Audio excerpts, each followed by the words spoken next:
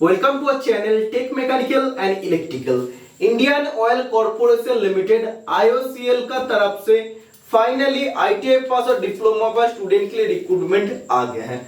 तो जो भी स्टूडेंट आप लोग फॉर्म फिलअप करना चाहते हैं, स्पेशली ITI स्टूडेंट के लिए मैं बात करूंगा। और वीडियो स्टार्ट करने से पहले मैं आप लोगों को क्लियर करना चाहता हूं, इसमें सिर्फ और सिर्फ फिटर ट्रेड स्टूडेंट एलिजिबल है, बाकी ट्रेड का स्टूडेंट एलिजिबल नहीं है। और फिटर फ्रेशर कैंडिडेट भी इस फॉर्म को फिलअप कर सकते हैं और डिप्लोमा स्टूडेंट के लिए भी अच्छा मौका है। तो अभी आप देख सकते हैं Indian oil corporation limited IOCL refinery division का तरफ से रिक्रूटमेंट आया है। मैंने आप लोगों को बताया था, एक टेंडर नोटिफिकेशन मैंने आप लोगों का सामने लेके आया था, उसमें मैंने बताया था कि आप लोगों का रिक्रूटमेंट देखने को मिलेगा रिफाइनरी डिवीजन की तरफ से। लेकिन रिफाइनरी डिवीजन का जो रिक्रूटमेंट आता है उसमें ITI का सिर्फ और सिर्फ फिटर ट्रेड एलिजिबल होता है। तो मेरा चैनल का साथ बहुत सारा फिटर स्टूडेंट कनेक्टेड है, इसीलिए नोटिफिकेशन को अपडेट देना पड़ा। और IOCL काफी अच्छा जॉब है, इसका सिलेक्शन प्रोसेस भी एकदम फ्रेश होता है और इसका सैलरी भी काफी अच्छा होता है, जो सबसे ज्यादा मेन चीज होता है। एडवर्टाइज नंबर आप देख सकते हैं, गुजरात JR रिक्रूट 012023 और हल्दिया डिवीजन की भी तरफ से रिक्रूटमेंट आया है PH/R/01/2023। तो ये 1 मई 2023 से इसका ऑनलाइन एप्लीकेशन शुरू होने वाला है। तो इसमें आप पढ़िए, थोड़ा सा मैं इसको और जूम कर लेता हूं तो आप लोगों को और भी अच्छा से देखने को मिलेगा। तो इंडियन ऑयल का बारे में इसमें डिटेल में डिस्कशन किया गया है। और अभी जो रिक्रूटमेंट इसमें आया है, इसमें देखिए इसका पे स्केल रहेगा 25,000, मतलब बेसिक पे आप लोग का 25,000 रहेगा और पे स्केल 25,000 से 1,05,000 रहेगा। और आप लोग का पोस्टिंग रिफाइनरी और petrochemical unit at Haldia West Bengal और वडोदरा गुजरात में आप लोग का पोस्टिंग होने वाला है। तो गुजरात और वेस्ट बंगाल का तरफ से इस बार रिक्रूटमेंट आया है। तो सबसे पहले क्लियर हो लेते हैं कि कौन सा पोस्ट के लिए रिक्रूटमेंट आया है। Number of post and reservation, तो इसमें देखिए junior engineering assistant for production के लिए गुजरात में टोटल 47 नंबर ऑफ पोस्ट है, जिसमें से अनरिजर्व का 20 सीट है, EWS का 4 सीट है, SC का 3, ST का 7 और OBC का 17 सीट है। और हल्दिया डिवीजन में भी junior engineering assistant for production के लिए 7 सीट है, उसमें से 2 अनरिजर्व, 1 EWS, 2 SC और 2 OBC के लिए सीट आया है। इसमें OBC NCL का बात किया है। इसका बात देखिए, जिसमें ITI स्टूडेंट एलिजिबल है, junior engineering assistant for P&U। तो P&U में गुजरात में सिर्फ सीट है, वेस्ट बंगाल में कोई भी सीट नहीं है। इसमें 7 सीट है, 7 सीट में से 3 अनरिजर्व के लिए, 1 EWS के लिए, 1 ST के लिए और 2 सीट OBC NCL के लिए है। और लास्ट जो पोस्ट कोड है 203 junior engineering assistant for P&U and ONM Haldia division में रिक्रूटमेंट है। इसका टोटल 4 पोस्ट है, 2 अनरिजर्व में, 1 SC में और 1 OBC में सीट इसका रिजर्व है। ठीक है, तो इसका बाद धीरे धीरे इसका एजुकेशन क्वालिफिकेशन का बारे में बात कर लेते हैं। वेट कीजिए थोड़ा सा। इसका बाद इसका वर्क क्या होगा, इसका काम क्या होता है, इसका बारे में आप लोगों को बताया गया है। और qualification parameter and work experience criteria, तो कौन सा पोस्ट के लिए क्वालिफिकेशन क्या है और कौन सा पोस्ट का एक्सपीरियंस चाहिए, कौन सा पोस्ट का नहीं चाहिए, अभी आप समझ पाएंगे। Junior engineering assistant for production के लिए पोस्ट कोड है 201। इसके लिए 3 साल का आप लोगों का डिप्लोमा होना चाहिए। अगर केमिकल इंजीनियरिंग से है तभी आप लोग एलिजिबल है, पेट्रोकेमिकल इंजीनियरिंग से तभी आप लोग एलिजिबल है, केमिकल टेक्नोलॉजी या रिफाइनरी एंड पेट्रोकेमिकल इंजीनियरिंग से अगर आप लोग का डिप्लोमा है 3 साल का, तभी आप लोग इस फॉर्म को फिलअप कर सकते हैं। अदरवाइज 3 इयर्स BSc होना पड़ेगा, मैथ फिजिक्स केमिस्ट्री उसका सब्जेक्ट होना है। और अदरवाइज BSc इंडस्ट्रियल केमिस्ट्री से आपको होना पड़ेगा। सॉरी, इसमें मैथ फिजिक्स और इंडस्ट्रियल केमिस्ट्री से आप लोग का होना कंपलसरी है। और इसमें 2 साल का जो डिप्लोमा होता है, लेटरल एंट्री से जो डिप्लोमा होता है वो एलिजिबल नहीं है। ओके, इसका बाद देखिए junior engineering assistant for P&U for Gujarat refinery only, जिसका पोस्ट कोड 202, जिसमें ITI स्टूडेंट फॉर्म फिलअप कर सकते हैं। इसके लिए 3 साल का डिप्लोमा होना चाहिए। मैकेनिकल इंजीनियरिंग और electrical engineering diploma in electrical and electronics engineering. तो इसमें बोला है मैकेनिकल इंजीनियरिंग का स्टूडेंट एलिजिबल है, इलेक्ट्रिकल इंजीनियरिंग का स्टूडेंट एलिजिबल है। किसी भी स्टूडेंट के पास अगर इलेक्ट्रिकल एंड इलेक्ट्रॉनिक्स इंजीनियरिंग के भी सर्टिफिकेट है 3 साल का डिप्लोमा का, तभी अप्लाई कर सकते हैं। अदरवाइज 10th का बाद आपको ITI फिटर होना चाहिए। 10th प्लस ITI फिटर जो भी स्टूडेंट का पास है वो सभी स्टूडेंट इस फॉर्म को फिलअप कर सकते हैं। तो अब देखिए फ्रेशर स्टूडेंट के लिए तो काफी अच्छा रिक्रूटमेंट है। हो सकता है कि डिप्लोमा स्टूडेंट के साथ आप लोग को थोड़ा सा फाइट करना पड़े, ऐसा कुछ नहीं है, आप लोग चले जाना, क्योंकि हम भी एग्जामिनेशन दिए थे, जैसे वाइजैक स्टील के एग्जामिनेशन होता है, वाइजैक स्टील में भी एक पोस्ट है, उसमें सिर्फ और सिर्फ फिटर ट्रेड एलिजिबल होता है, मैकेनिकल के साथ फिटर ट्रेड एलिजिबल होता है फॉर्म फिलअप करने के लिए। मैंने 2 बार दिया, 2 बार में जस्ट एक बार तो मैंने 2 नंबर के लिए रुक गया, और जो पहला बार मैंने दिया था 5 या 6 नंबर के लिए मेरा सिलेक्शन नहीं हुआ। लेकिन हम तो समझ गए थे कि ज्यादा कंपटीशन नहीं होता, तब हम शुरू में टेक्निकल का तैयारी स्टार्ट किए थे, और तब मैंने एग्जामिनेशन देखा जितना कट ऑफ गया है उसका बेसिस पे मेरा प्रिपरेशन काफी अच्छा है, क्योंकि आप लोग भी जानते हैं सबसे इजी सिलेक्शन प्रोसेस होता है वाइजैक स्टील का, उसमें सिर्फ रिटन टेस्ट, तो बाकी कुछ नहीं है, बाकी डॉक्यूमेंट्स वेरिफिकेशन और ज्वाइनिंग हो जाता है। और ISL में भी तो थोड़ा सा है, SPPT है, उसका बाद आप लोग का डॉक्यूमेंट्स वेरिफिकेशन होता है, लेकिन वाइजैक स्टील में वो भी नहीं होता है। तो हम भी डिप्लोमा स्टूडेंट का साथ फाइट करके देखें, क्वेश्चन बेसिक लेवल का क्वेश्चन आता है, ज्यादा डिफिकल्ट नहीं होता, क्योंकि वो सभी स्टूडेंट को, वो सभी डिपार्टमेंट को भी मालूम है कि इसमें 10th क्लास फिटर को जब हमने एलिजिबल रखा है, मतलब फिटर ट्रेड के लिए भी क्वेश्चन उसी लेवल का रखना पड़ेगा। और इसमें बोला है ऑफ मिनिमम 2 इयर्स ड्यूरेशन, मतलब फिटर सर्टिफिकेट मिनिमम 2 साल का होना पड़ेगा। इसका बाद जो क्वालिफिकेशन दिया, एक क्वालिफिकेशन ये तो BSc फिजिक्स केमिस्ट्री मैथ, या केमिस्ट्री नहीं है तो इंडस्ट्रियल केमिस्ट्री भी जिसका पास है वो भी स्टूडेंट एलिजिबल कर सकते हैं, लेकिन उसका साथ boiler competency certificate BCC second class का होना कंपलसरी है। अदरवाइज उसका साथ अगर आप लोग का national apprenticeship certificate in boiler attendant under apprenticeship act, मतलब जिस स्टूडेंट का पास बॉयलर अटेंडेंट का अगर आप लोग का नेशनल अप्रेंटिसशिप है तभी आप लोग इस फॉर्म को फिलअप कर सकते हो। तो क्लियर कर देते हो, जिसका पास 3 साल का डिप्लोमा है वो इस फॉर्म को फिलअप कर सकते हो, कोई भी बॉयलर अटेंडेंट का सर्टिफिकेट नहीं चाहिए। और ITI 10th पास प्लस ITI स्टूडेंट के लिए भी कोई भी आप लोग का बॉयलर अटेंडेंट सर्टिफिकेट का जरूरत नहीं है, फ्रेशर कैंडिडेट इस फॉर्म को फिलअप कर सकते हैं। ठीक है, next name of the post junior engineering assistant for PN1M Haldia refinery division के लिए है। 203 पोस्ट कोड है। 3 years diploma in electrical engineering, diploma in electrical and electronics engineering. इसमें बोले जिसका पास इलेक्ट्रिकल एंड इलेक्ट्रॉनिक्स इंजीनियरिंग का 3 साल का डिप्लोमा है, या किसी का पास अगर डायरेक्टली इलेक्ट्रिकल इंजीनियरिंग का सर्टिफिकेट है, और उसके लिए भी मार्क्स दिया गया है।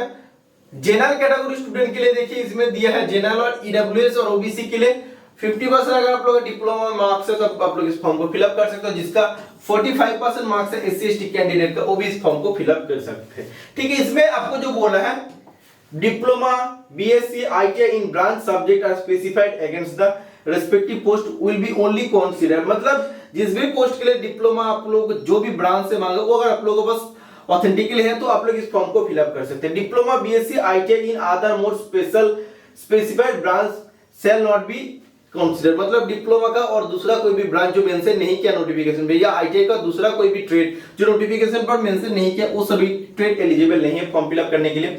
इसका बाद देखिए इसमें आपको जो बोला है qualification prescribed the above shall be considered no claim of professional, तो इसको छोड़िए। इसमें regular full time ITI fitter certificate होना चाहिए 2 साल का। NCBT SCBT दोनों स्टूडेंट इसमें फॉर्म फिलअप करने के लिए एलिजिबल है।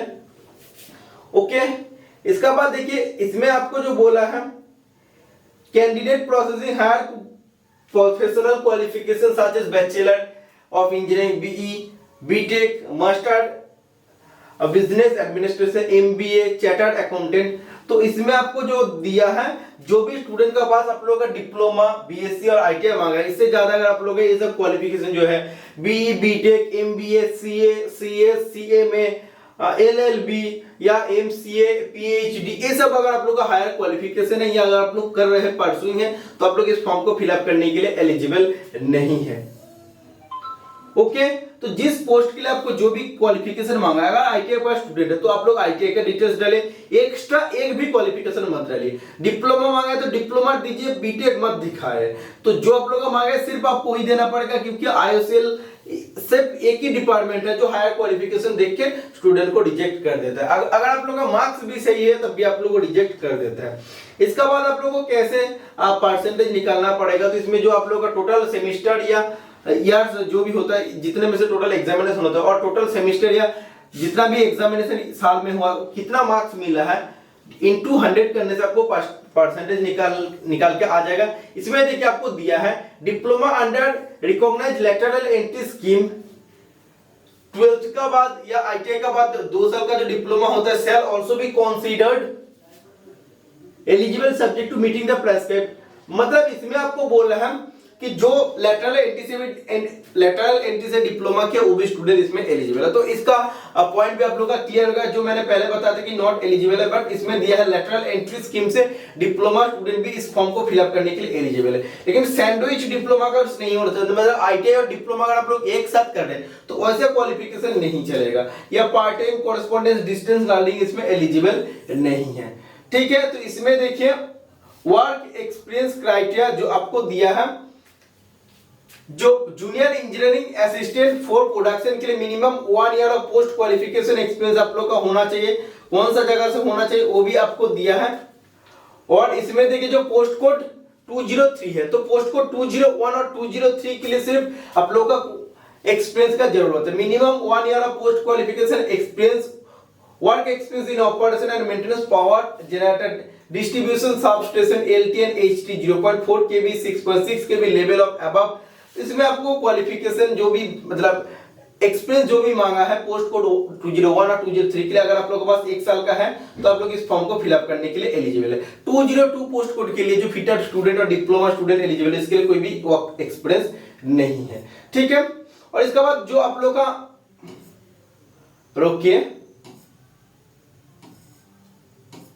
जो मेन पॉइंट है उसका डिस्कशन करूंगा। जैसे आप लोग का सिलेक्शन कैसे होगा, इसमें देखिए selection methodology will compare written test and skill proficiency physical test. SPPT will be qualifying nature. तो इसमें आपको बोल रहा है आप लोग का सबसे पहले रिटेन टेस्ट होगा, उसका बाद आप लोग का एसपीपीटी का फुल फॉर्म होता है skill proficiency and physical test. तो जो आप लोग का रिटेन टेस्ट होगा इसमें आप लोग का क्वेश्चन पेपर जो बनेगा उसमें सब्जेक्ट नॉलेज से 75 क्वेश्चन रहेगा, अपने डोमेन या अपने ब्रांच से 75 क्वेश्चन रहेगा, न्यूमेरिकल एबिलिटी मैथ से 15 क्वेश्चन और जनरल अवेयरनेस से 10 क्वेश्चन इसमें पूछा जाएगा। टोटल 100 मार्क्स का एग्जामिनेशन होगा और एग्जाम को क्वालिफाई करने के लिए मिनिमम 40% मार्क्स लाना पड़ेगा। ओके, और रिलैक्सेशन विल बी एप्लीकेबल और SC ST कैंडिडेट के लिए रिलैक्सेशन भी मार्क्स का कुछ होने वाला, बट इसमें मेंशन नहीं किया। तो आप लोग एग्जामिनेशन का टाइम ही बताया जाएगा।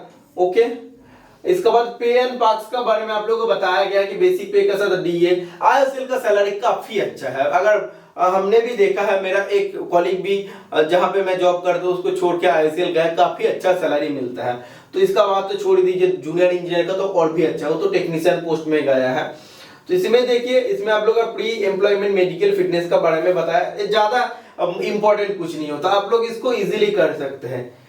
ठीक है, ऑनलाइन एप्लीकेशन आपको कब से शुरू हो रहा है, तो ऑनलाइन एप्लीकेशन देखिए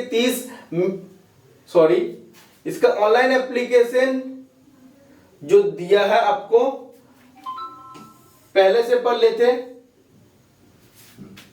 हाँ, 1 मई 2023 सुबह 10 बजे से इसका ऑनलाइन एप्लीकेशन शुरू होगा और 30 मई 2023 शाम 5 बजे तक इसका ऑनलाइन एप्लीकेशन चलेगा। ठीक है, तो इसका बाद आपको जो दिया है after successful submission of online application and online fee payment the candidate are required to send the following document concern authority refinery applied. तो इसमें देखिए इसमें आपको ऑनलाइन एप्लीकेशन तो सबसे पहले करना पड़ेगा जो 1 मई से 30 मई तक चलेगा। तो ये करने का बाद आप लोगों को जो मिलेगा ऑनलाइन एप्लीकेशन फॉर्म मिलेगा, उसका प्रिंट मिलेगा और फी पेमेंट करने का जो चालान मिलेगा उसका साथ जो भी आप लोगों का रिलेवेंट डॉक्यूमेंट होगा उसको स्पीड पोस्ट का माध्यम से आपको भेजना पड़ेगा, पोस्ट का माध्यम से भेजना पड़ेगा और जो भी रिफाइनरी में आप फॉर्म फिलअप करें उसी का एड्रेस में भेजना पड़ेगा। एड्रेस में आप लोगों को बताऊंगा। इसमें देखिए जो प्रिंट आउट ऑनलाइन एप्लीकेशन निकलेगा उसमें साइन करके आपको रखना है, colour passport size photograph self attestation आपको साइन करना है और self attested copies of the following document. तो कौन सा डॉक्यूमेंट आपको भेजना पड़ेगा वो भी मैं आपको दिखा देता हूं। जैसे 10th या 12th का सर्टिफिकेट, बोर्ड सर्टिफिकेट आपको भेजना पड़ेगा। इसका बाद marksheet of class 12 concern education तो इसमें आपको दिया है, अगर आप लोग 12th का भी डिटेल्स देना चाहे तो इसमें दे सकते हैं। अदरवाइज एनसीवीटी का जो आईटीआई का है उसका सेमेस्टर वाइज या जो आपका ईयर वाइज मार्कशीट होता है या कंसोलिडेटेड मार्कशीट भी आप लोग लेके जा सकते हैं। डिप्लोमा ग्रेजुएशन जो भी पोस्ट का है उसका आपको मार्कशीट लेके जाना पड़ेगा। ओके सॉरी, आपको भेजना पड़ेगा certificate of class 8 pass by the concern operative fine. इसमें आपको देना है क्लास 12 पास, सॉरी क्लास 12 पास का आपको सर्टिफिकेट देना पड़ेगा। अदरवाइज फिटर का सर्टिफिकेट, मतलब आप लोगों को बोला है अगर टेक्निकल क्वालिफिकेशन है फिटर का मार्कशीट देना है और सर्टिफिकेट देना है, सीधा बात है। डिप्लोमा का आपको मार्कशीट देना है और आपको सर्टिफिकेट भेजना है। इसका बाद जो भी स्टूडेंट के एससी एसटी ओबीसी या ईडब्ल्यूएस आप लोग सर्टिफिकेट के लिए एलिजिबल है तो आप लोग को ओबी सर्टिफिकेट भेजना पड़ेगा। एक्सपीरियंस, जिसका एक्सपीरियंस आपको देना पड़ेगा। इसमें एक्सपीरियंस सर्टिफिकेट आपको भेजना पड़ेगा जिस पोस्ट के लिए एलिजिबल है, जैसे पोस्ट कोड 201 और 203 के लिए। इसके बाद जिस पोस्ट के लिए बॉयलर कॉम्पिटेंसी सर्टिफिकेट एलिजिबल है देना है उसको देना पड़ेगा। इसका बाद देखिए प्रूफ ऑफ क्वालिफिकेशन, जो भी डिटेल्स आपको देख लीजिए। इसके बाद पेमेंट कन्फर्मेशन स्लिप आपको भेजना ही पड़ेगा। फोटो आईडी प्रूफ जैसे Aadhaar, driving license, voter ID, PAN card, passport, इसमें से किसी एक को आपको भेजना पड़ेगा। ओके, और duly completed platform of certificate for employed official by the submitted, मतलब कोई भी एक सर्विसमैन अगर है तो उसके लिए एक सर्विसमैन का सर्टिफिकेट आपको देना पड़ेगा। जिसके लिए एलिजिबल नहीं हो आपको भेजना नहीं है, ठीक है। और इसमें देखिए प्रिंट आउट आपको भेजने का लास्ट डेट कब दिया है, रिफाइनरी का भेजने का लास्ट डेट है 10th जून 2023। फॉर्म फिलअप तो क्लोज हो रहा है 30 मई 2023 कंप्लीट हो रहा है और 10 दिन एक्स्ट्रा टाइम दिया। इसको ऑर्डिनरी पोस्ट आपको भेजना पड़ेगा, तो ऑर्डिनरी पोस्ट का थ्रू भेजना पड़ेगा, स्पीड पोस्ट का भेजने का जरूरत नहीं है, ठीक है। तो इसमें आपको लिखना है candidate should superscribe name of the post code and name of the refinery applied at the top of the envelope. तो इसमें देखिए ऑर्डिनरी पोस्ट आपको करना पड़ेगा, जो आप लोग एनवेलप रहेगा, जो आपका लिफाफा रहेगा उसका एकदम ऊपर में नेम ऑफ द पोस्ट आपको लिखना है। उसके बाद पोस्ट कोड आपको लिखना है, कौन सा रिफाइनरी में आप अप्लाई कर रहे हो वो भी आपको लिख देना है। गुजरात रिफाइनरी है तो गुजरात रिफाइनरी आप लोग लिख देना। पोस्ट कोड अगर 203 है तो 203 और नेम ऑफ द पोस्ट जो भी जूनियर इंजीनियर ONM जो भी आपको लिखना है। इसका बाद देखिए कौन सा एड्रेस पर भेजना पड़ेगा।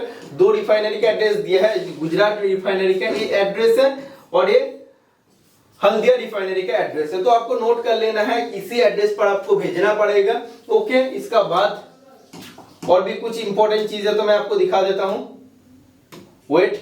इसका बाद कांटेक्ट नंबर भी इसका दिया गया, कोई भी अगर आप लोगों को प्रॉब्लम होता है तो इस कांटेक्ट नंबर पर कांटेक्ट कर सकते हैं, अदरवाइज मेल करके आप लोग इसका बारे में क्लियर हो सकते हैं। इसका ऑनलाइन एप्लीकेशन शुरू है 1 मई 2023 सुबह 10 बजे से। ऑनलाइन एप्लीकेशन क्लोज होगा 30 मई 2023 शाम 5 बजे और आपको हार्ड कॉपी भेजने का लास्ट डेट है 10 जून 2023।